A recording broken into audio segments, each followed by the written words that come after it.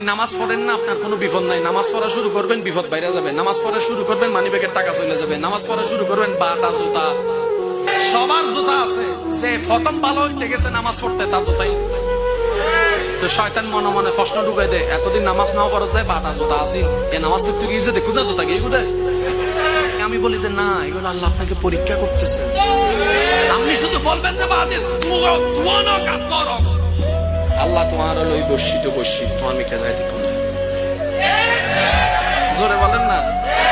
একদিন, 2 দিন, 1 সপ্তাহ, 1 বছর, 2 বছর আপনি শুধু তাকাই থাকবেন। যেদিন আল্লাহ খুশি মন হবে, খুশি হবে আপনার উপরে, আল্লাহ পাক জিব্রাইলকে বলবে, জিব্রাইল আমার বান্দা আমার পরীক্ষায় পাস করছে। আমি আমার অমুক বান্দাকে ভালোবাসি, তুমিও তাকে ভালোবাসো। জিব্রাইল এই খবরটা শোনার সাথে, হাদিসের আবার জিব্রাইল এই খবরটা শোনার সাথে